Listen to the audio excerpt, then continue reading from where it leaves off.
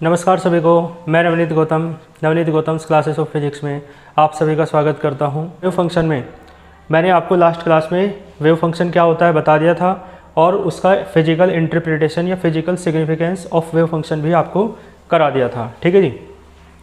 तो आपके सामने लिखा है प्रॉपर्टीज ऑफ वेव फंक्शन। जो वेव फंक्शन है आपका, उसकी प्रॉपर्टीज़ क्या क्या होती है, यानी तरंग फलन के गुण या विशेषताएँ। ठीक है जी। तो देखो लिखा है फॉर ए वेव फंक्शन, किसी एक वेव फंक्शन के लिए मैंने आपको बताया था वेव फंक्शन को आप किससे डिनोट करते हैं, साई से। तो लिखा है फॉर ए वेव फंक्शन, ठीक है जी, साई, यानी किसी तरंग फलन साई के लिए टू डिस्क्राइब करने के लिए किसी सिस्टम को, टू डिस्क्राइब एनी सिस्टम, किसी सिस्टम को डिस्क्राइब करने के लिए, उसका वर्णन करने के लिए, ठीक है जी, उसके बारे में बताने के लिए the following conditions must be satisfied. ठीक है जी। ये जो निम्नलिखित प्रतिबंध है या शर्तें हैं वो मस्ट बी सेटिस्फाइड, है ना, पूर्ण रूप से संतुष्ट होनी चाहिए। क्लियर है।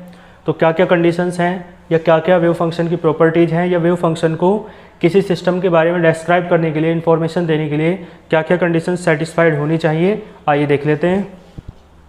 तो देखो नंबर फर्स्ट है the wave function psi must be finite everywhere.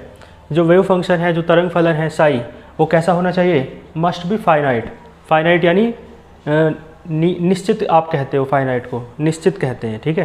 तो निश्चित होना चाहिए एवरीवेयर, सब जगह, यानी साई की जो वैल्यू है ना वो फाइनाइट होनी चाहिए, इनफाइनाइट नहीं होनी चाहिए, फाइनाइट, ठीक है जी, एक निश्चित मान उसका होना चाहिए।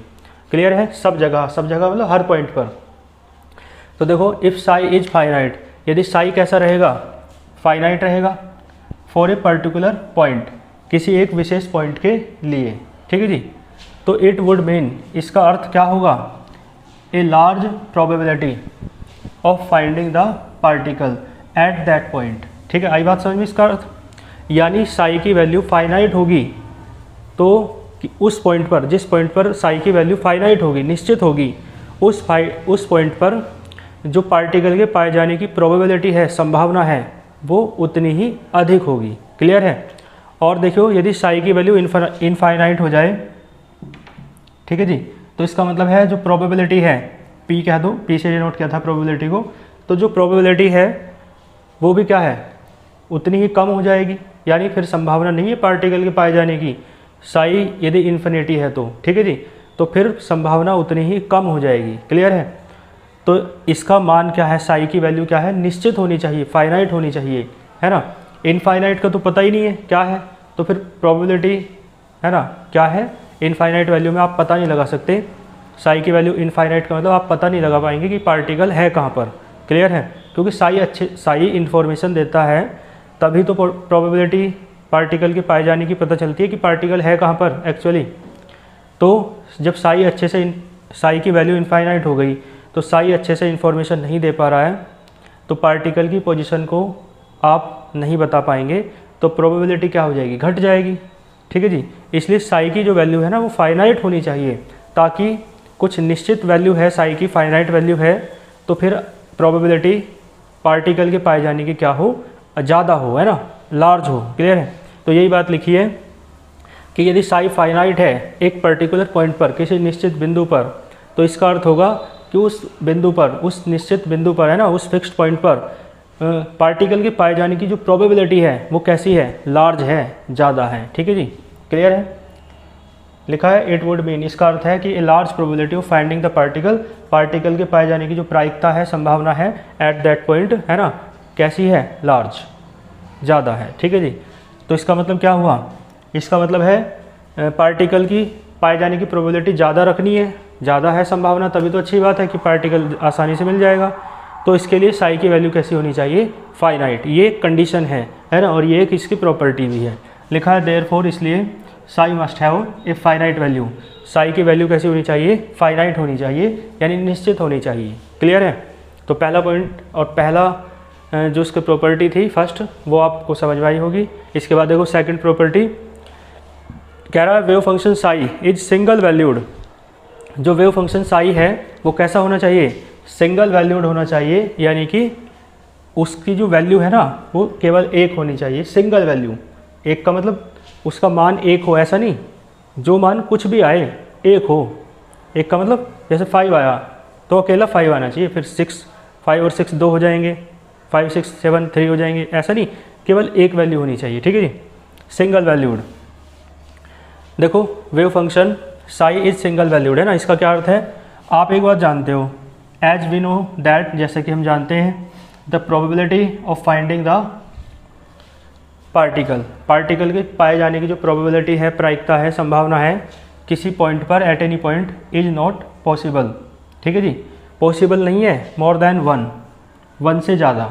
आपको एक बात पता है प्रोबेबिलिटी की, ये तो आपने 12th में मैथ्स में पढ़ा होगा, प्रायिकता होती है 12th में, प्रोबेबिलिटी का वाला चैप्टर, तो आपको याद हो प्रोबेबिलिटी जो होती है ना उसकी मैक्सिमम वैल्यू 1 होती है, यानी किसी घटना की घटने की संभावना 1 ही तो है, ठीक है जी, किसी घटना की अधिकतम संभावना 1 हो सकती है, यानी 100% कोई घटना घट जाए तो, है ना, 100% से ज़्यादा तो कुछ नहीं होता। इसी तरीके से प्रोबेबिलिटी की वैल्यू 1 होती है, ठीक है जी, क्लियर है। तो लिखा है प्रोबेबिलिटी जो है ना फाइंडिंग द पार्टिकल के पाए जाने की किसी पॉइंट पर is not possible more than 1, यानी 1 है ना, कोई भी वैल्यू हो लेकिन एक वैल्यू होनी चाहिए, ठीक है जी, अब वो वैल्यू कुछ भी हो, एक से ज़्यादा वैल्यू नहीं होनी चाहिए, ठीक है जी। तो इस प्रकार वेव फंक्शन शुड हैव, ठीक है जी, single value at any point, किसी पॉइंट पर जो उसकी वैल्यू है ना वो सिंगल होनी चाहिए, ठीक है जी, सिंगल मतलब अकेला मान होना चाहिए, क्लियर है, आई बात समझ में आपको। तो इसलिए ये बात आपको समझ में आई होगी। इसके बाद देखो थर्ड है वेव फंक्शन साई और उसका जो फर्स्ट डेरिवेटिव है, फर्स्ट डेरिवेटिव यानी प्रथम अवकल, ठीक है जी, जैसे मान लो साई है तो इसका फर्स्ट डेरिवेटिव क्या होगा, डी साई, मान लो x के रेस्पेक्ट में है तो डी एक्स हो जाएगा, d psi over d x, y के रेस्पेक्ट में है तो d psi over d y, और जेड के रेस्पेक्ट में है तो d psi over d z. बताओ कोई दिक्कत। तो जो वेव फंक्शन साई है और उसका फर्स्ट डेरिवेटिव है, दोनों यानी फर्स्ट डेरिवेटिव चाहे x के रेस्पेक्ट में हो, चाहे y के रेस्पेक्ट में हो, चाहे z के रेस्पेक्ट में हो, वो दोनों क्या होने चाहिए, कंटिन्यूस होने चाहिए, यानी सतत, कंटिन्यूस को सतत कहते हैं, एवरीवेयर, है ना, प्रत्येक जगह, सर्वत्र, सभी जगह कैसे होना चाहिए, वेव फंक्शन साई को भी और उसके फर्स्ट डेरिवेटिव, इनमें से कोई सा भी हो सकता है, उसे भी कैसा होना चाहिए, कंटिन्यूस का मतलब उसकी वैल्यू हर पॉइंट पर मिलनी चाहिए, ऐसा कोई पॉइंट नहीं होना चाहिए जहाँ उसकी वैल्यू ना मिले, ठीक है जी। तो मान लो ये है एक लाइन है ना, इस पॉइंट पर मिल गया साई की और D psi over d x की वैल्यू, तो इन्फॉर्मेशन पता चल जाएगी पार्टिकल की, लेकिन अगले पॉइंट पे नहीं मिलेगा तो ये क्या है, कंटिन्यूस नहीं रहा ना, फिर अगले पॉइंट पे नहीं मिला, फिर उससे अगले पे मिला है तो डिसकंटिन्यूस हो गया ना, जो ये है साई और इसका फर्स्ट डेरिवेटिव, तो इनकी वैल्यू हर पॉइंट पर मिलनी चाहिए, तभी आप हर पॉइंट पर पार्टिकल की पोजीशन को बता सकते हो, ठीक है जी। तो देखो पढ़ो क्या लिखा है, साई है ना एंड इट्स फर्स्ट डेरिवेटिव, और उसका पहला डेरिवेटिव फर्स्ट प्रथम अवकल बोलते हैं, चाहे d psi over d x हो, चाहे d psi over d y हो, और चाहे d psi over d z हो, ठीक है जी। मस्ट बी कंटिन्यूस, हमेशा कैसे होने चाहिए, कंटिन्यूस होने चाहिए, यानी कि सतत होने चाहिए। मैंने बताया इसका अर्थ कि प्रत्येक पॉइंट पर उसकी वैल्यू मिलनी चाहिए, लिखा है एट ऑल पॉइंट्स, सभी पॉइंट्स पर, ठीक है जी, केवल एक जगह छोड़कर, पता है कौन सी जगह है, एक्सेप्ट यानी छोड़कर, एट पॉइंट उस पॉइंट को छोड़कर, where the potential is infinite, ठीक है जी, जहाँ v कितना हो, इनफाइनाइट, केवल उस जगह को छोड़ दो और हर जगह इसकी वैल्यू साई की और उसके डेरिवेटिव की, उन तीनों में से कोई से भी हो सकता है डेरिवेटिव, उसकी वैल्यू मतलब उसकी जो वैल्यू है हर जगह कैसी होनी चाहिए, ठीक है जी, कंटिन्यूस होनी चाहिए, यानी हर पॉइंट पर इसकी वैल्यू मिलनी चाहिए, केवल उन पॉइंट्स को छोड़कर जहाँ पर पोटेंशियल की वैल्यू कितनी है, इनफाइनाइट, ठीक है। इनफाइनाइट पोटेंशियल हो गया तो फिर वहाँ पर है ना पार्टिकल के पाए जाने की संभावना होगी ही नहीं, ठीक है जी, क्योंकि इनफाइनाइट हो गया तो फिर आप कह नहीं सकते कि यहाँ पे निश्चित रूप से पाया जा सकता है पार्टिकल, ठीक है जी। लिखा है because the derivative of A discontinuous function, जो डिसकंटिन्यूअस फंक्शन होता है ना, ये बात आप याद रखियो, बिकॉज के बाद जो लिखी है कि कोई एक डिसकंटिन्यूअस फंक्शन है, डिसकंटिन्यूअस फंक्शन मतलब जिसकी वैल्यू हर पॉइंट पर नहीं मिल रही है, बीच बीच में पॉइंट छूटे हुए हैं, उन पॉइंट्स पर उसकी वैल्यू नहीं मिल रही है उस फंक्शन की, तो एक डेरिवेटिव है ना, किसका, डिसकंटिन्यूस फंक्शन का। डेरिवेटिव डिसकंटिन्यूस फंक्शन मान लो साई है, साई मान लो क्या है, डिसकंटिन्यूस फंक्शन है, ठीक है जी। तो उसका डेरिवेटिव है d psi over d x हो, d psi over d y हो या d psi over d z हो, इनमें से कोई सा भी हो, तो उस डिसकंटिन्यूस फंक्शन का जो डेरिवेटिव है वो कैसा होता है, ऑलवेज इनफाइनाइट। इसका मतलब समझे आप, इसका मतलब ये है यदि सी कैसा है ना, डिसकंटिन्यूस, तो पता है d psi over d x या d psi over d y या d psi over d z कैसा होगा, इनफाइनाइट, ठीक है जी। आई बात समझ में आपको। तो ये बात आप याद रखियो, कोई डिसकंटिन्यूस फंक्शन है उसका जो डेरिवेटिव है वो हमेशा कैसा होता है, इनफाइनाइट, ठीक है जी।